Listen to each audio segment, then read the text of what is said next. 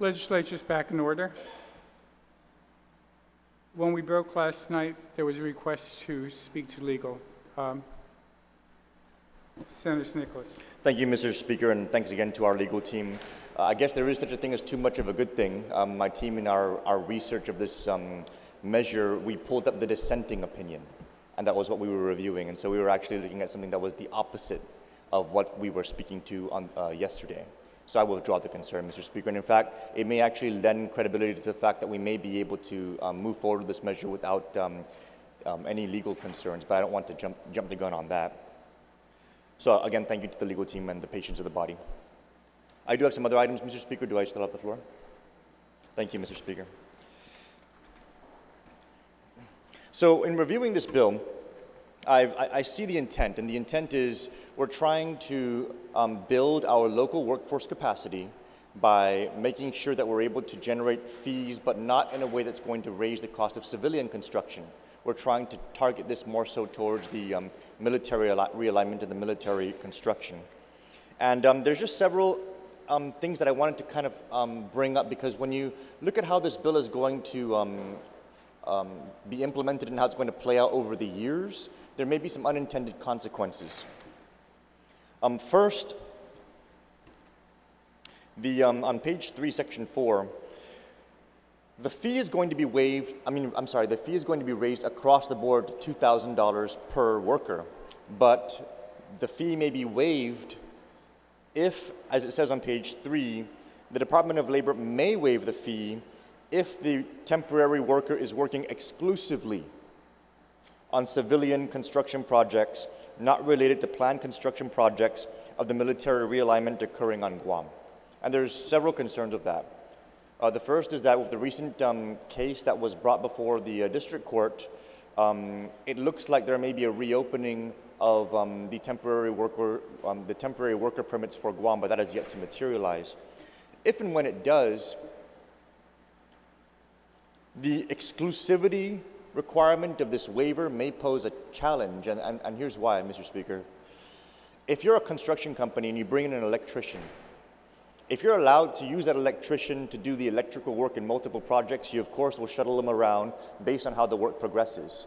And so he may be needed in project A, project B, and project C, but at different times based on the progression of the project.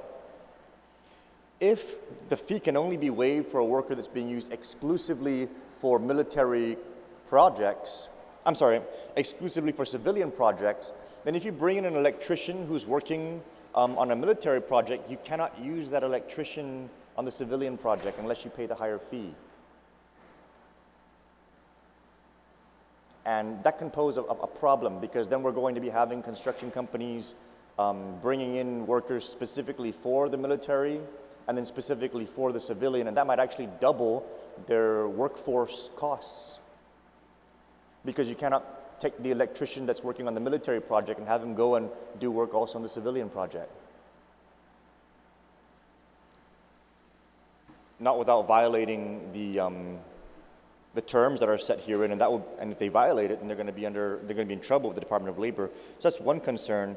The other concern, Mr. Speaker, is that this waiver is only for civilian projects and not related to planned construction projects of the military realignment occurring on Guam. The military realignment, Mr. Speaker, is not granted. It's been taking way longer than everybody anticipated, but one day it will end. And when it ends, we're still going to have this $2,000 fee, and perhaps it's going to be just continuously waived after that. I don't know. Or it's going to result in a doubling of the fee. And here's why. If you go to page 4,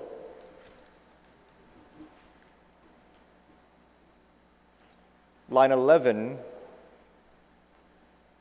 a percentage of the Manpower Development Fund already is committed to the operations of the Department of Labor.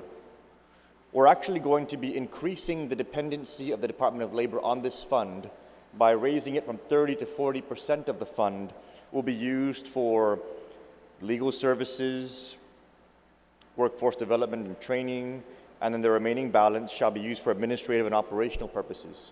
Now, what happens, Mr. Speaker, when over the course of this military realignment, we bring in a higher fee from the military H-2Bs, and the agency becomes accustomed to operating with that higher revenue, and then all of a sudden, when the military realignment ends, there's no more military realignment H-2B fees coming in, and their fees begin to shrink. The risk is that they'll stop waiving. And then that means that civilian projects will now be having a higher H-2B labor cost. Or the agency will suffer a reduced budget when the military realignment ends. Both of which will present a financial challenge for the agency to be able to continue operating, or it'll present a financial challenge for the community, because then they'll see the civilian labor costs begin to go up. The ideal is that over the course of this military realignment, this increased fee is going to result in the building out of capacity, local capacity. That's the intent.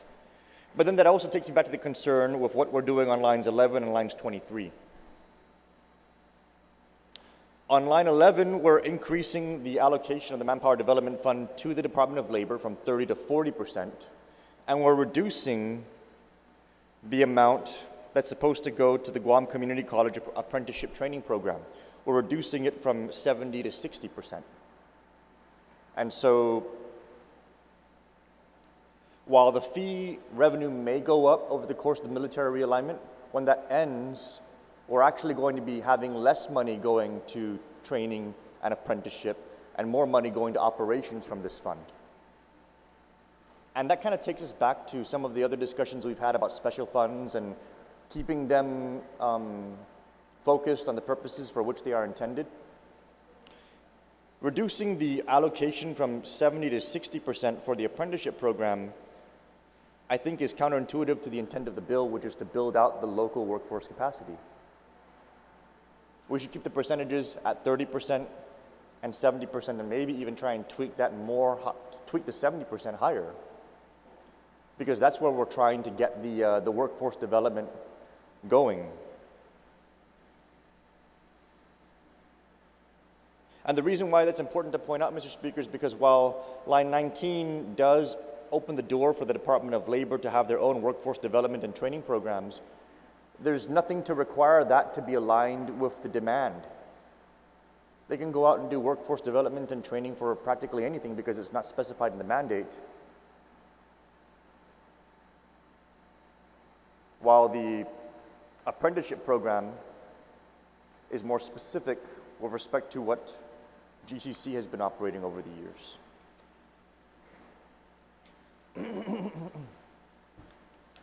So those are just a number of concerns, Mr. Speaker, that I wanted to raise, because while we may, with the implementation of this bill, realize greater revenue from the higher fees that are going to be imposed on the military realignment H-2B workers, we may be creating a longer-term problem where the agency is going to become dependent on those higher revenues, and then those higher revenues are going to go away when the military realignment ends, and then they're going to stop waiving. They're going to stop waiving the H-2B fee increase on the civilian projects, and then everything that everyone was comfortable with about this is going to go away. People are going to have higher labor costs on civilian construction over time.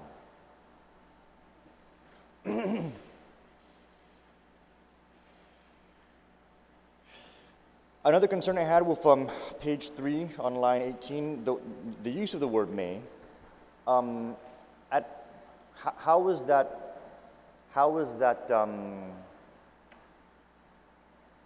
determination made? I mean, the Department of Labor, if they want to, they can waive it, and if they don't want to, they won't. And is it just an individual making that decision? If your construction company donated to my governor boss, I'll waive your fee, and if yours didn't, then I won't waive it. How is there an equity in assuring that the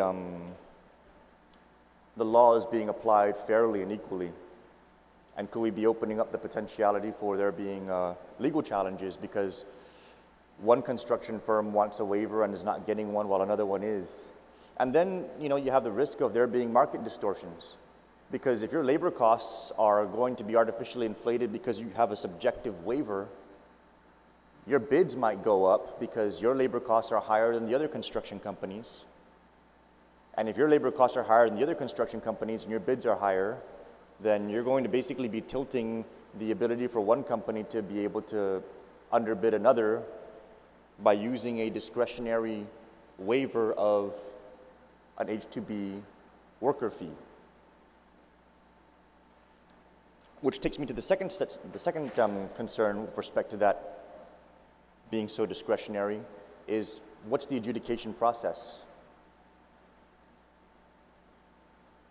How do you adjudicate that I'm a construction company, I'm only doing civilian projects, you're not waiving my fee, but he's a construction company, he's only doing civilian projects, and you're waiving his fee?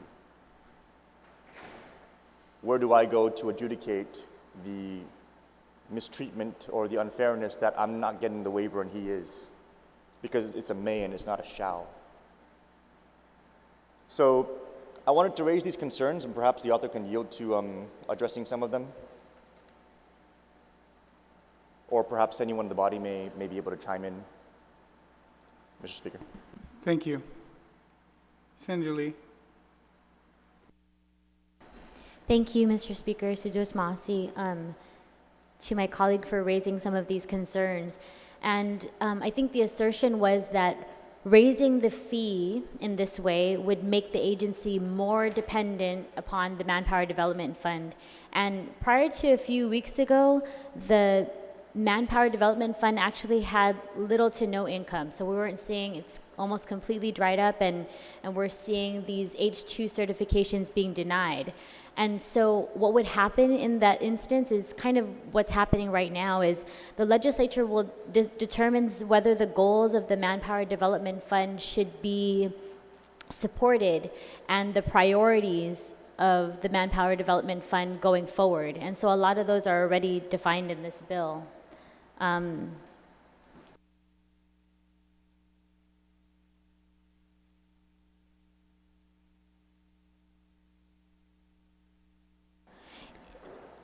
With regards to the discretion on DOL's part and changing the may to shall, the senator's more than, I mean, he's open to make that amendment if he chooses. I don't object to that.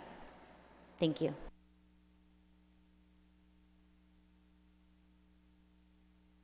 Senator Snicklish.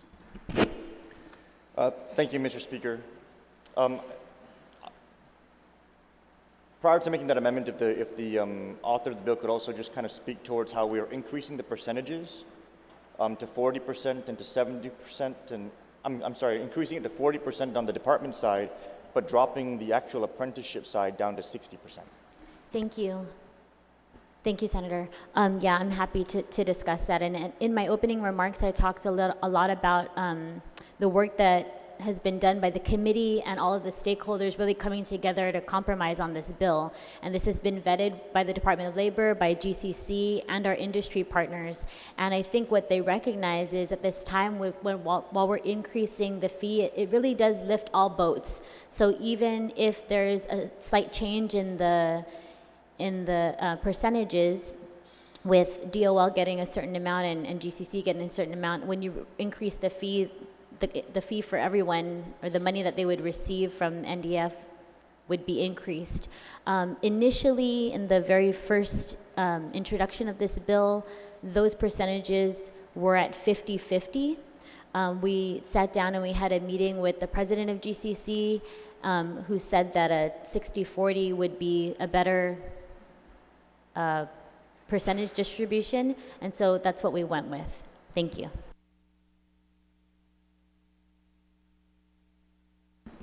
Thank you, Mr. Speaker. And if the author could also address the concern I had with respect to how requiring them to be exclusively for civilian projects may create the challenge where if you have an electrician and you're a construction company and it would be more cost effective for you to pass that worker along different projects, how that might actually impact the the utilization of of the available workforce, and it may actually require construction companies to bring in additional workers for two separate types of projects. Senator Lee, do you yield to that question? Again, Mr. Speaker, we work with our stakeholders and in addressing many of their concerns. That was one of them, and that's the reason why we had this exemption language put in, and they were fine with it. So I don't see that as an issue. Thank you. Anything further, Senator Nicholas? Well, I am concerned about the exclusive language there. It does create almost a duality, and it can create a problem. So I do have some amendments I'd like to proffer. The first, Mr. Speaker, is I'd like to change the word may to shall on line 18.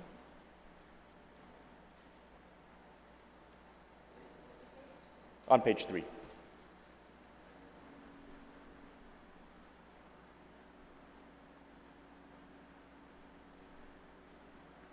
On that amendment, any senator wish to be heard? On this next amendment to change may to shall on line 18, page 3. Any objection to the amendment? Anything further, Senator Nicholas? Thank you, Mr. Speaker. On line 24, I'd like to strike the word exclusively. And so basically, the Guam Department of Labor shall waive the fee for the monthly prorated amount for each non-immigrant temporary worker working on civilian construction projects. So I'd like to strike the word exclusively. Senator Nelson. Thank you, Mr. Speaker. Just a point of inquiry. Where is this at? On line 24, the second word on that line, working exclusively. On page 3.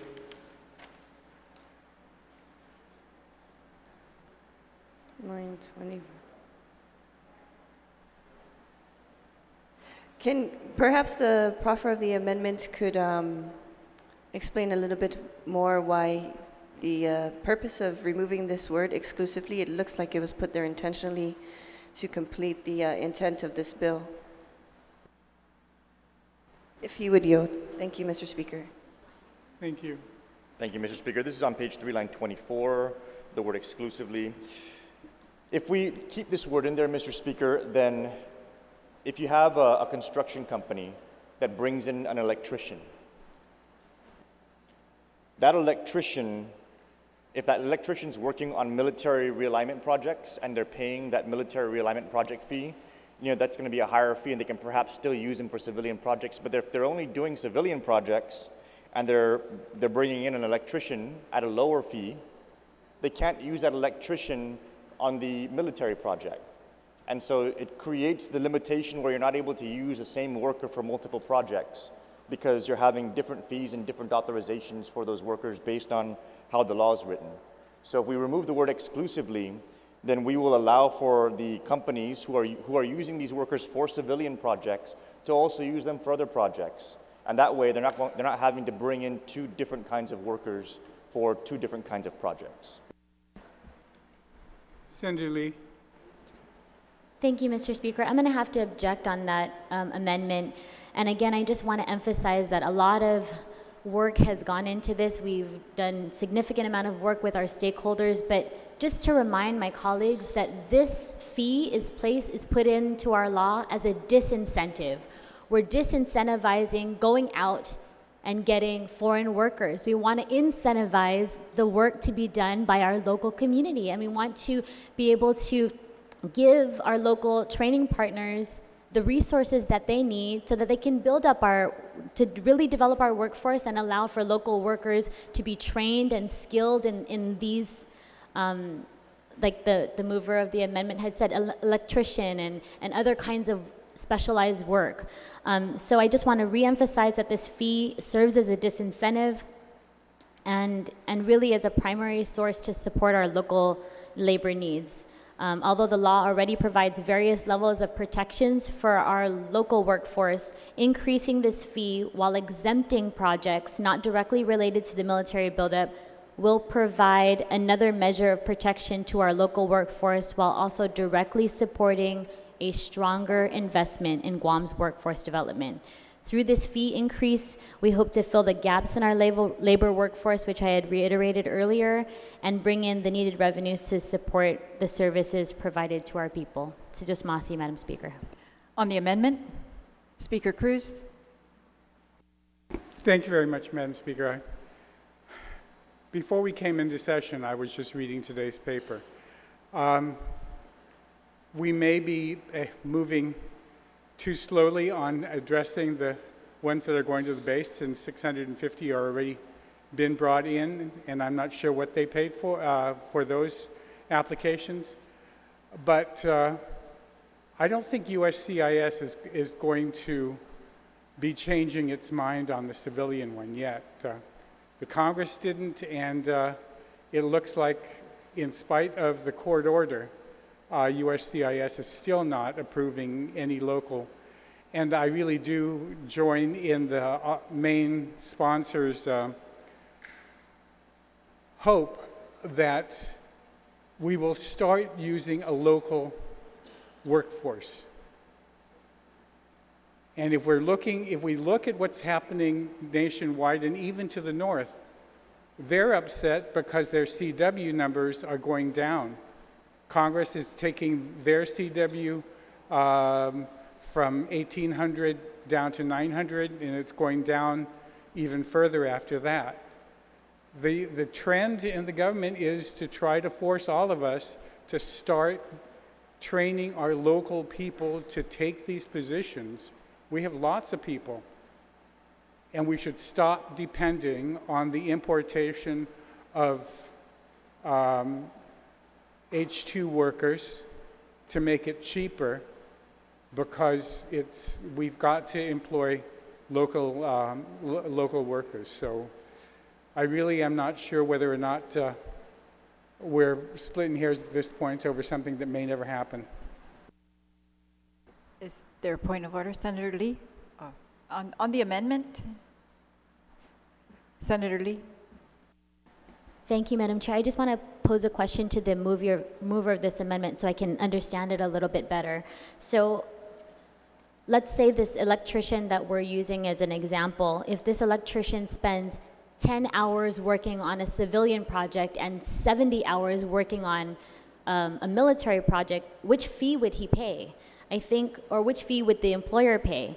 I think H2 projects are already very, very specific as anyway. So if you mix or attempt to exempt, then essentially everyone would be exempt. So I'm just a little bit confused about that. So if an electrician were to spend 10 hours on a civilian project and let's say 70 hours on a military project, which fee would he pay?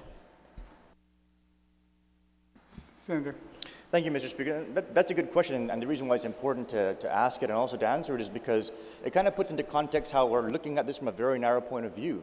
It's not just how many hours are you working in one place or another. When you're a construction company and you get contracts, you're a business and you're leveraging the profits of one business to engage in taking on additional business. And so if you have a big military contract and you're using that electrician for 70 hours in that big military contract, and you go out and you take a smaller project, you're able to, by using that big military contract to pay for a lot of your workers coming in and run your business, you're able to go out into the community and pass that worker through that project into the smaller projects. And that's how these things all come together, Mr. Speaker, because it's not just, how many hours are you there and how many hours are you here. That worker wouldn't have been here if he was only going to get 10 hours on that smaller project. And that's why it's important for us to be mindful of the fact that by doing this, we may be increasing the cost of civilian projects inadvertently, because otherwise that firm wouldn't be passing that worker through to that 10 hours on the civilian side. And then you'd have to go out and find someone to do a 10-hour project that isn't being subsidized by another 70 hours worth of work someplace else. And that's how the costs go up, because you're creating an artificial lack of supply in the available workforce.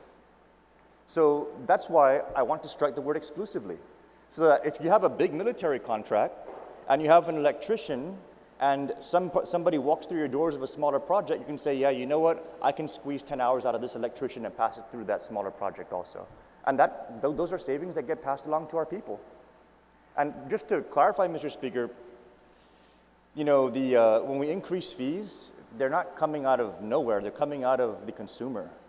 And so if we don't do whatever is necessary to keep the cost of civilian construction from rising as a result of this bill, our cost of construction for our people is going to go up. And not just for building a house or some big project like that, it's for something small. You know, if you go to these contractors and you want to get their plumber to just, you know, change a leak in your bathtub, they can pass that plumber along for those 10 hours. If we keep this exclusive language in there, they can't pass that plumber along for those 10 hours. And those are examples of how we need to be mindful of everything coming together on the big picture perspective when we do things like this. Thank you, Mr. Speaker.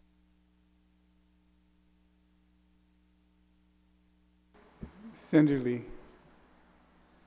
Sidus Masi, Mr. Speaker. I just want to reiterate for the retiring speaker and for all the members of this body that H2 certifications are extremely specific. You have to be certified for a specific project. And, you know, in terms of what the retiring speaker says, leveraging profits, what's to stop, if we remove this exclusive language, what's to stop an electrician or a company from using an electrician for just 1 hour outside on a civilian project and then attempting to waive this fee? It just doesn't make it fair across the board for everyone else. And again, these H2 certifications require extremely specific language. You have to be very detailed about what project you're needing. And again, this serves as a disincentive to bringing in outside foreign labor and really trying to incentivize using local workforce and giving and providing an opportunity for our people to get great high-paying jobs with their skills. And that's really what this bill is attempting to do, and that's really why this language is very important. Thank you very much.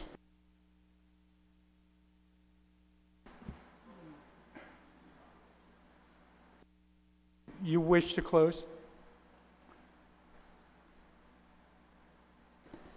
Thank you, Mr. Speaker.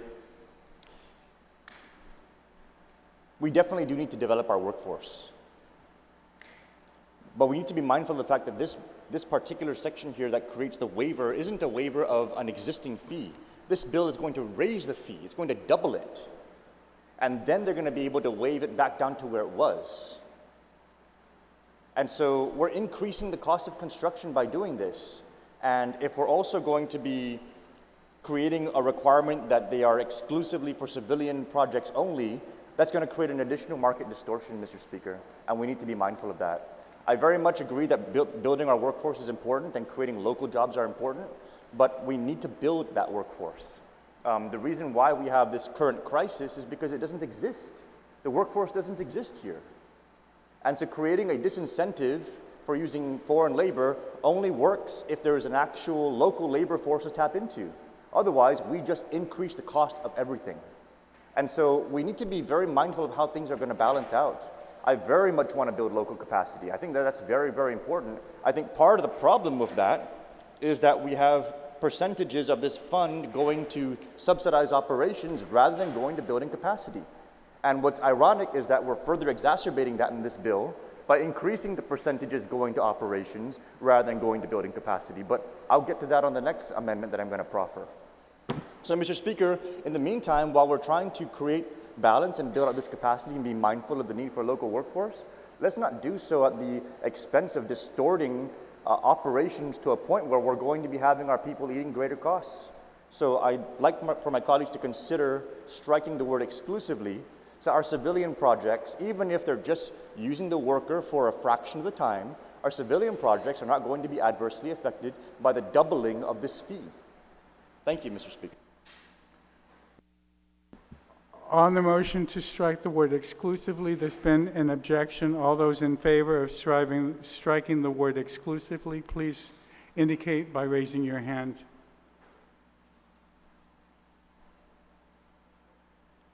Motion fails.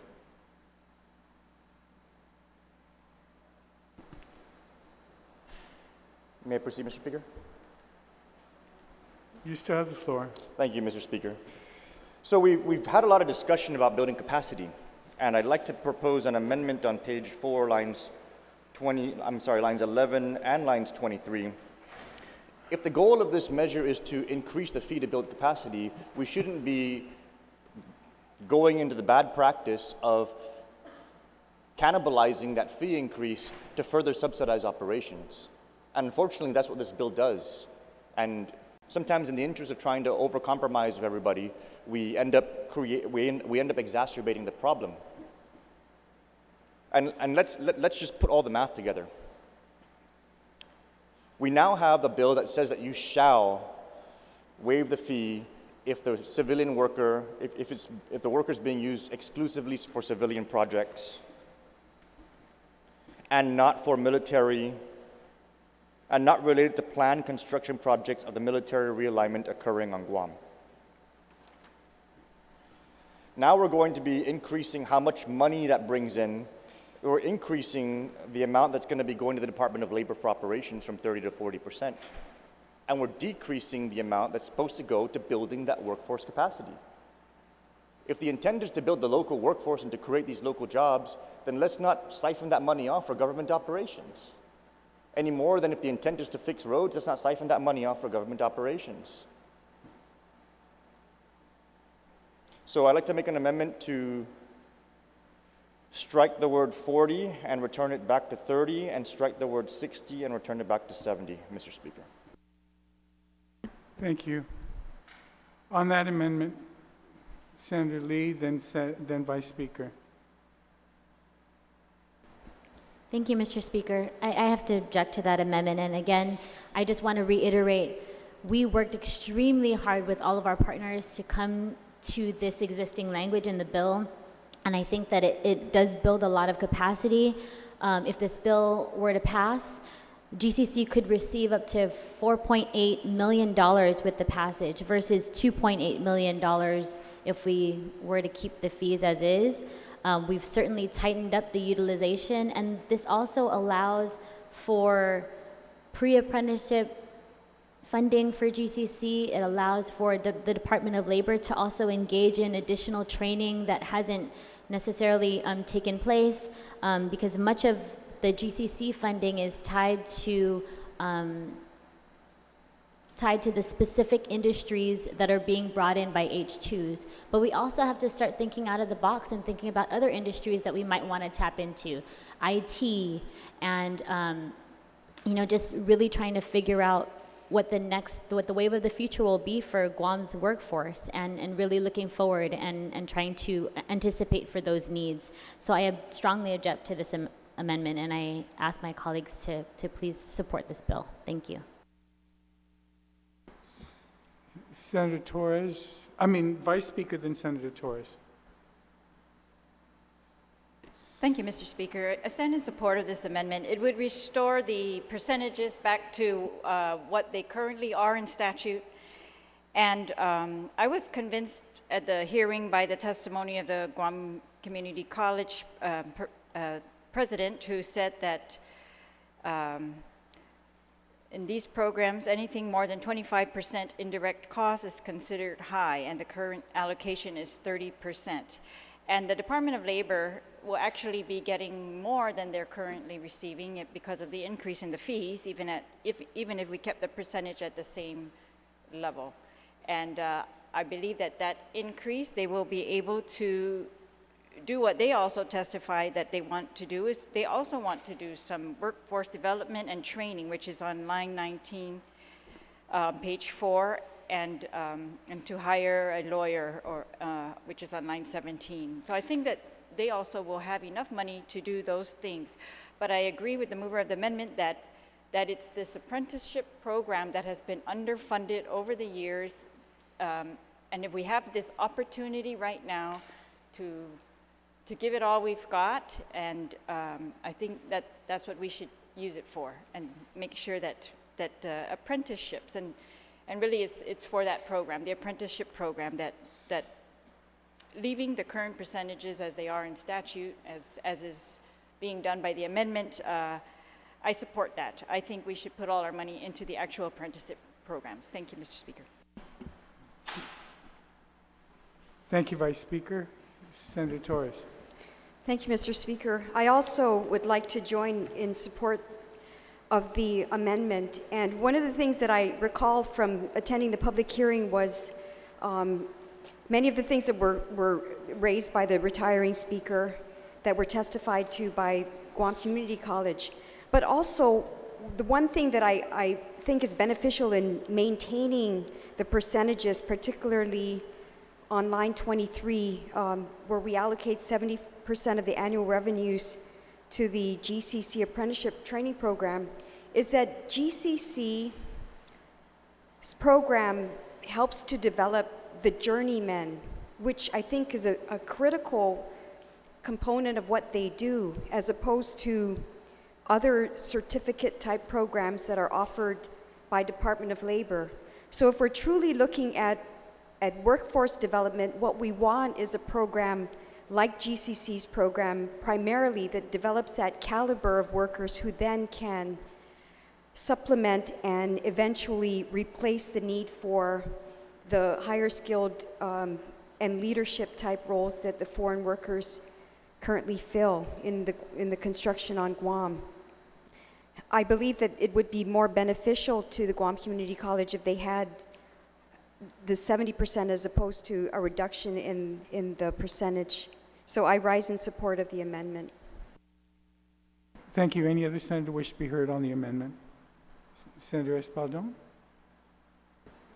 Thank you, Mr. Speaker. Mr. Speaker, it may not be a direct, I might not be specifically talking directly to the amendment that's before us. However, I need to at least bring up the point that the way this is reading now is that 40% goes to Guam Labor and 60% goes to GCC. The amendment calls for go back to 30% to Labor and 70% to GCC, and that's the amendment. However, I do have concerns because whether it's 60-40 or 70-30, that equals 100% of the fund for the programs and the purposes listed in this bill. However, in this bill, in this piece of legislation, under subsection C of Section 5, basically an audit of the Manpower Development Fund shall be conducted by the public auditor. And at the very end of this subsection, it says the cost of such audit shall be paid by the Manpower Development Fund. And I guess, and maybe somebody can answer the question, is it normal practice within the government of Guam that if the public auditor does an audit of a specific agency, that agency is the one who pays for the audit? And the point I'm driving home is this: if the answer is yes, then I have nothing else to say. Is the answer yes, Mr. Speaker? Can you answer that for sure? Yes. The Okay. port pays for the audit for the port, and so does the airport pays the audit for the airport. And we Right, but how about have a line specific- agencies? I mean, those that are not autonomous or semi-autonomous. Like in this case, it'd be Department of Labor. Not necessarily, unless they have a source of funds. I mean, if they have a source of funds, they'll pay for their audits. It all comes out of the general fund, so Right, but the way this bill is reading is that we're already appropriating any monies that will be collected by the Manpower Development Fund to these already. So these are not general fund expenditures on the public auditor. Right? However, the way this subsection C reads is that the public auditor shall conduct an annual financial audit of the Manpower Development Fund, and that's to be paid by the Manpower Development Fund. And I guess the point is this, that if we already are pre-appropriating all 100% of the funds out of the Manpower Development Fund, whether 60-40, 70-30, to these two entities, GCC and Labor, there are no funds left for the auditor. And I just want to bring that point, if it's a point to actually consider. because by going down this road of this legislation, we pre-appropriate all the funds out of the Manpower Development Fund, and yet we still require that this Manpower Development Fund will pay for the public auditor's audit. And I just want to make that point. And again, we spend all the money, and yet we still have another expense out there that needs to be funded. Thank you, Mr. Speaker.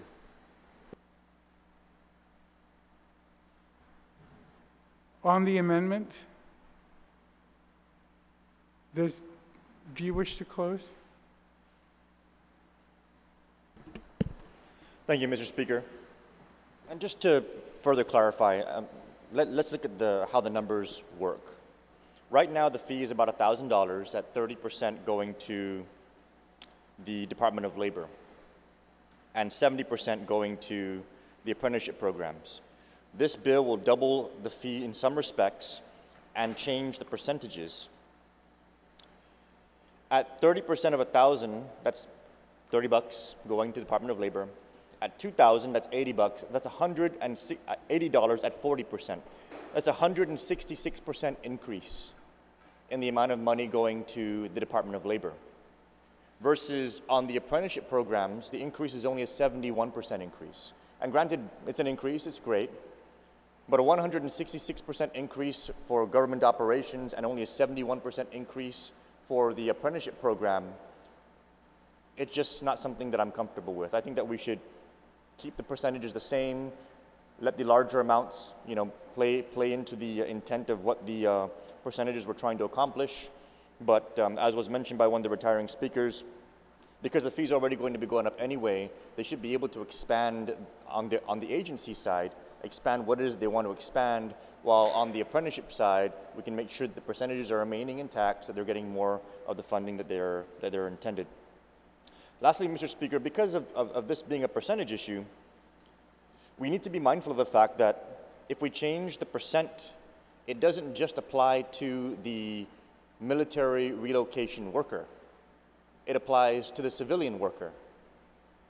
And so if the fee is waived and they're only paying $1,000, then we're actually taking money from the apprenticeship program and giving it to the government for operations. You're actually taking from workforce development and using it to subsidize government operations on a worker-to-worker basis. If you have 10 Masons coming in, and 2 of them are for military relocation, then you're only going to get the benefit of all of these numbers kind of mashing up together on the 2 workers, and for the remaining 8 of them, because you've thrown the percentages, you're actually reducing the amount going to apprenticeship. So we need to keep the percentages the same, and the increases should be where the revenue comes from for any expansion of government services. Thank you, Mr. Speaker. There's been an objection to the motion to change the percentages. All those in favor of the amendment, please indicate by raising your hand.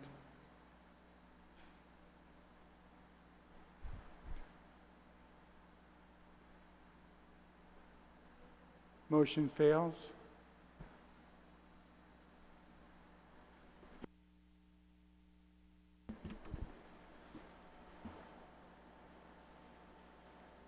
Motion failed. There was 3 here and 3 there. Well, Mr. Speaker, in light of all the information that I've shared and the outcome, I just can't support this bill. It tries to capture more revenue from military realignment workers, but it throws off the amounts that are going to the apprenticeship program, and it creates the long-term consequence of us investing less in workforce development and subsidizing government operations more. That's what this bill is going to do. And it's going to raise the cost of construction. So thank you, Mr. Speaker. I tried. Thank you, Senator. Any other senator on the main motion? On the main motion, I'm trying to see if there's anybody else before. Do you have a further amendment, or are you going to close? Well, if we can finish this, I want you to close so we can move. Do you have anything on the main motion? Please.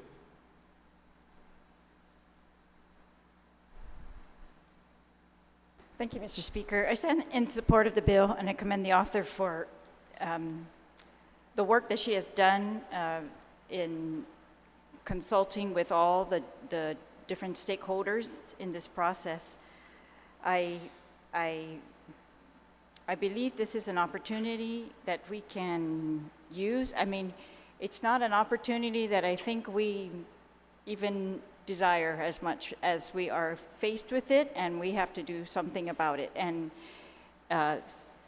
when the U.S. government, and it continues to this day, to say that it will allow these H-2B visas only for military-related projects, I just, it really does put a burden on many of the contractors on Guam. It's going to continue the burden that our potential homeowners are facing, and as we talked about, you know, we need a plumber at our house, all of these, those continue to exist, and they're not going to be immediately solved by, you know, an increase in the Manpower Development Fund. That it takes a little while to really develop the workforce. But I believe that we've just got to give it our best shot, and so I commend the author of this bill. I think this bill gives it a good shot. I would have liked to see the percentages changed. That was an amendment I was going to also proffer. But maybe we can just do that in another bill. But thank you, Mr. Speaker. So thank you to the author. On the main motion, any other senator wish to be heard? If not, you're welcome to go ahead. Thank you, Mr. Speaker. I want to thank the sponsor of this bill for her efforts and hard work. This is a very it's a very brave bill to do, but as the time approaches, we see signs that something must be done to regenerate or reinvigorate our working construction class. And so I want to thank her for her efforts, for the superb job she did in writing this bill, and I support it. Thank you, Mr. Speaker. Thank you. Any other senator? If not, you're welcome to close. Susan Massey, Mr. Speaker, and colleagues, one thing that I'd also like to mention that we added on as a new section in this bill, I neglected to mention it in my opening, was we discussed in the responsibilities of GDOL in ensuring compliance for worker safety and the safety of our community based on their role in managing the alien labor process. And this bill has been amended to include one additional step in the registration process between businesses and the Guam Department of Labor. With the passage of this bill, businesses must submit a Guam police clearance as part of the registration process. Although H-2B workers do not go through criminal clearance or they do go through a criminal clearance and U.S. national security assessment as part of their certification process, we currently do not have any way for the Guam Department of Labor to be made aware of whether an H-2B worker may have a community safety issue at the renewal process. So let's say, for example, we had an electrician come in under a certain company, something had happened, he violated the law. If he were to apply with a different company, it might be difficult for DOL and for the rest of the community to even know that that incident had taken place. So I believe this will really strengthen our community and help our agencies to provide another level of security and safety for our families. I'd like to just close by saying that Bill 250 as substituted has really been a collaboration among the key stakeholders of our island's workforce development, all while really keeping at the top of our minds what's best for our local workforce, for local industry, with special attention to projects that are not related to the military buildup. At its core, both GDOL and GCC will receive an increase to funds to support their critical and ongoing efforts to expand and support our local workforce. And I really want to thank them both the Guam Department of Labor, the Guam Community College, as well as our partners in the Guam Contractors Association for raising many of these issues and for working with the committee to help to substitute and amend this bill. I also want to thank my colleagues who've signed on as co-sponsors and all of those who've risen in support of this bill, especially during a time of where we really need additional revenue in our government. And I ask all my colleagues for their support on this bill as well. Sidus Masi.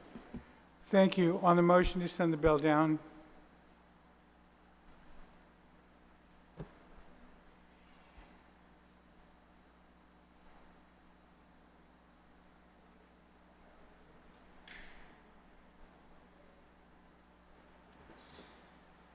Mr. Speaker, notwithstanding the rules, I would like to make a motion with all due respect to the sponsor. If we could reconsider the vote on that floor amendment, the 30-70 percentage.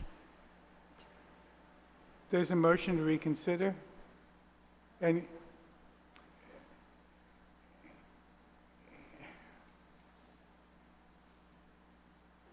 there was an objection. Do you wish to speak to?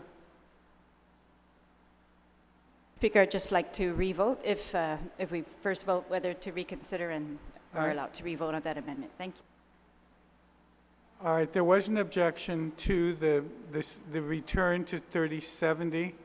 All those in favor of the amendment, because there was an objection, all those in favor of the return to the 7030, please indicate by raising your hand. All right, motion passes.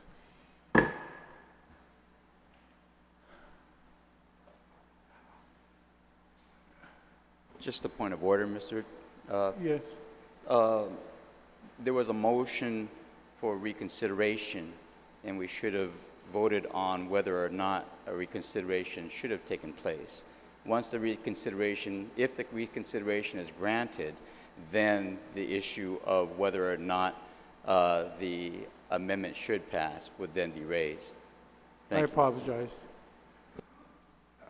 Is there an objection to the reconsideration? There's been no objection to the reconsideration. All those in favor of the amendment, please indicate by raising your hand.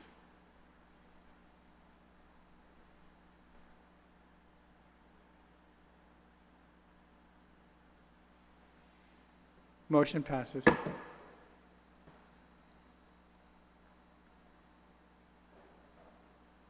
On the motion to send the bill down to the third reading file, is there an objection? Vice Speaker Chalahi, you recognized on Bill 258. Thank you, Mr. Speaker. I move to place Bill 258-34 LS as introduced in the third reading file and would like to speak on this bill. Any objection? Hearing none, you're recognized. Bill 258 would allow for the immediate implementation of the levy on the short-term vacation rentals, similar to the already implemented levy on bed and breakfast establishments and the levy on hotel occupancy, hotel establishments. The current statute, 21 GCA 611438 and 11 GCA 30101 mandate an 11% excise tax on short-term vacation rentals. This bill is meant to assist the Department of Revenue Tax in moving forward with the collection of these taxes. It's my understanding that the current law is clear enough for the Department of Revenue and Taxation to issue applications for certifications, certificates, and reporting forms for short-term vacation rentals without the need for additional rules and regulations at this time. This bill proposes to allow DRT to continue to proceed according to statute and remove the preliminary requirement that is in statute that we're actually eliminating for the adoption of rules and regulations prior to issuing any certificates. If it's not deemed necessary by the Director of Revenue Taxation, and they have testified at the public hearing that they are ready to go forward.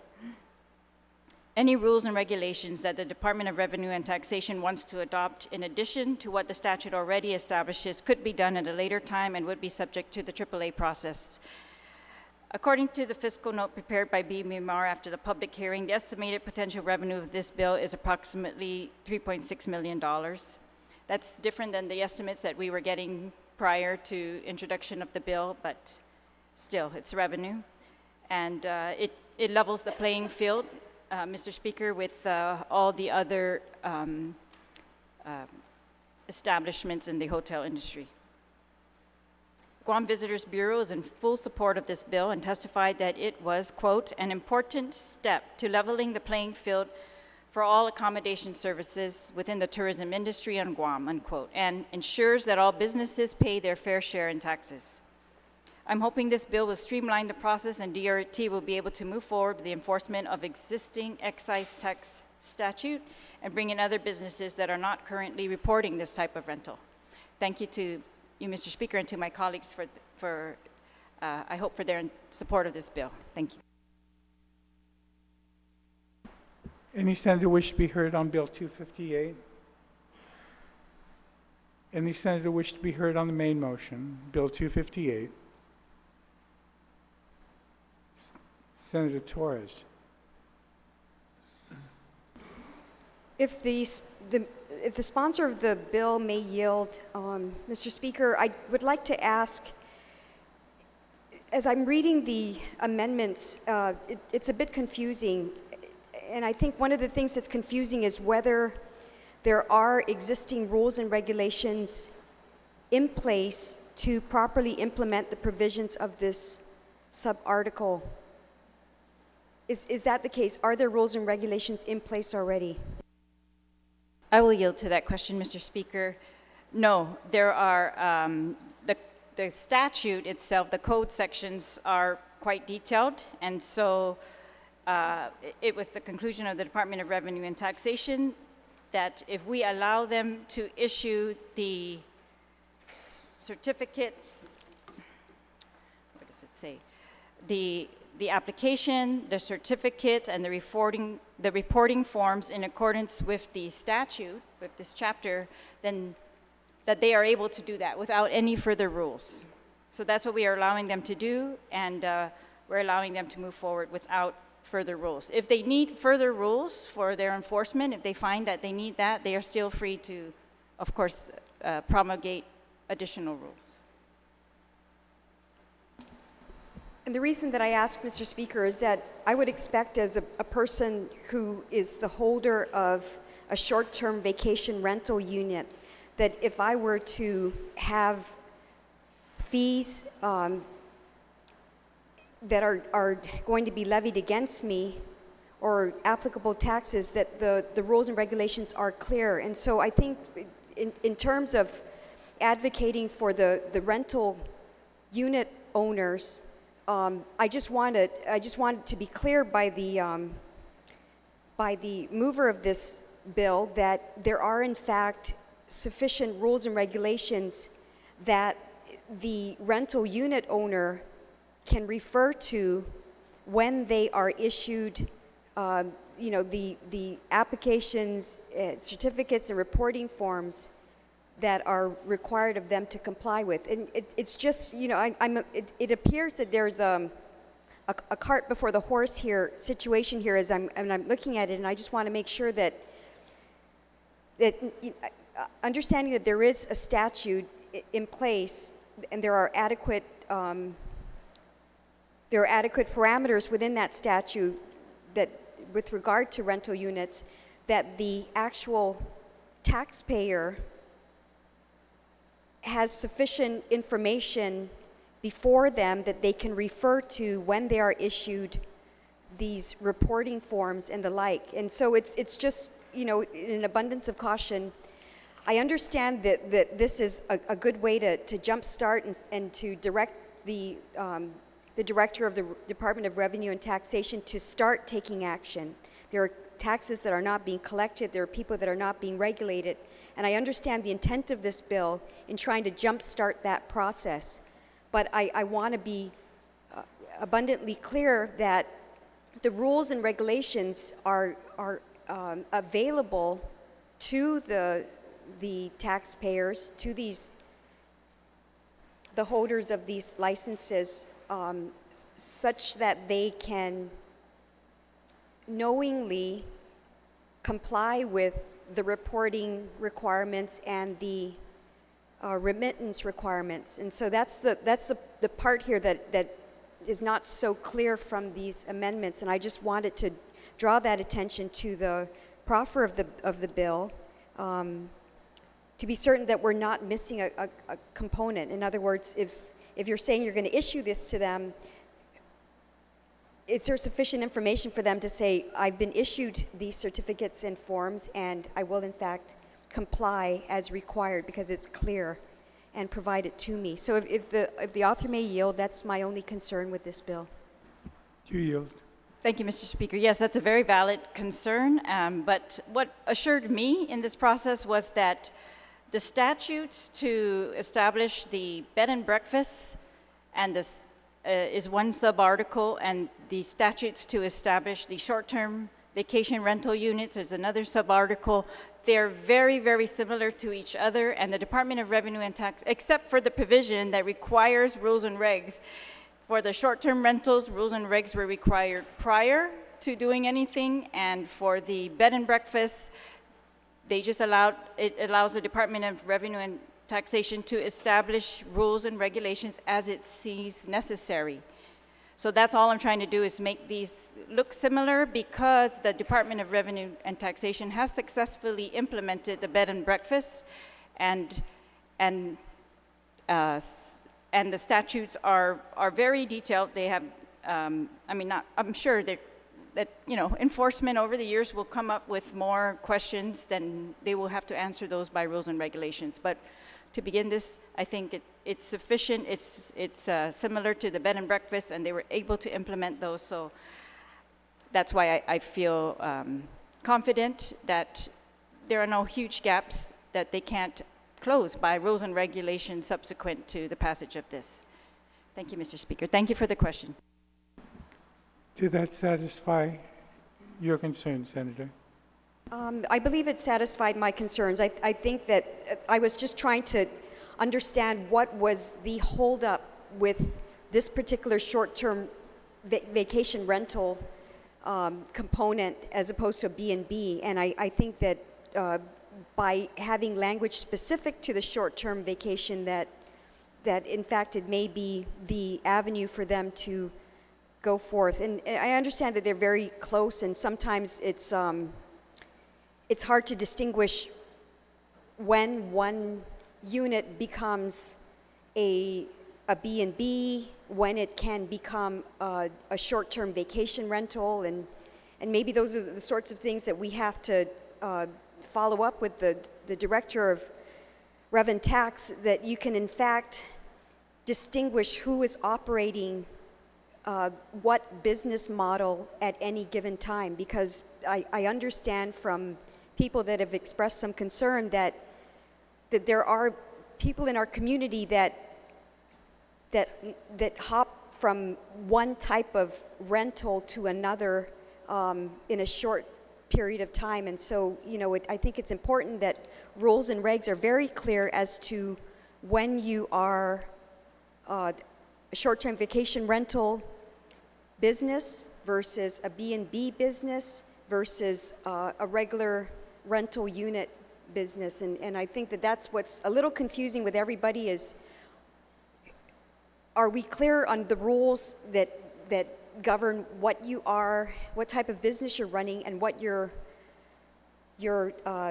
tax obligations are in accordance with that type of business? But I want to thank the author for yielding to my question. I believe I understand more clearly, and I think that this may be sufficient for the director to then proceed with issuing the forms and certificates to the applicants. Thank you. Thank you very much, Senator. Any other senator wish to be heard on the bill, on the main motion? On the main motion.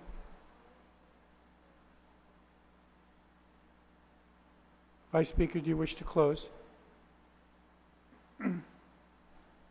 I just want to thank my colleagues, and I just want to point out one more time, just so that everybody can feel confident, that the short-term vacation rental unit statutes, they have definitions. It's clear to me on my lay reading of it, you know, without being involved in this industry, the difference between the short-term and the bed and breakfast. So I think, and Department of Revenue and Taxation seemed very confident about what the distinctions are. So I think that's why I mean that the statutes have sufficient information for them to go forward, and there are quite a few, restrictions. There's protections for. It attempts to put protections on the users of these facilities and on the industry itself. So I look forward to seeing the implementation, and I hope to, if there are any problems that come up with the implementation, that we will be able to address those as soon as we know about them. Thank you, Mr. Speaker. Thank you. On the motion to send the bill down to the third reading file, any objection? Senator San Augustine, you're recognized on Bill 159. Mr. Speaker, that would be on Bill 62. There's 34. That was set aside, the continuation, with the answers that some of my colleagues were asking. As Tom to pass out the information. Okay, let's do 159 first, and then we'll clean up the ones that are still sitting. Oh, Mr. Speaker, I'll ask that Bill 159 and 160 be set aside. All If right. you want, we can go to 161. So it's your motion to set aside 159, 160, and 161? Or 159 and 160, and you want to address 161? Yes. All right, so any objection to setting aside 159 and 160? Hearing none.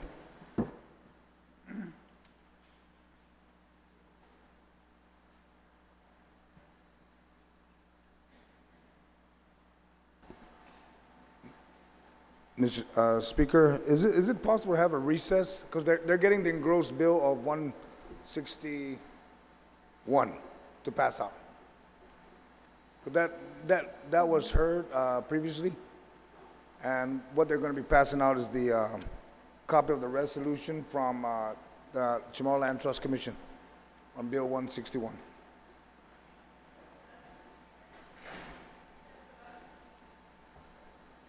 I just want to remind colleagues that we have other bills on the agenda, and we may not finish today, and those are, some of them are your bills, so I just wanted to plow through, but if you're willing to go to lunch and not get to your bills today, I'm game. All right?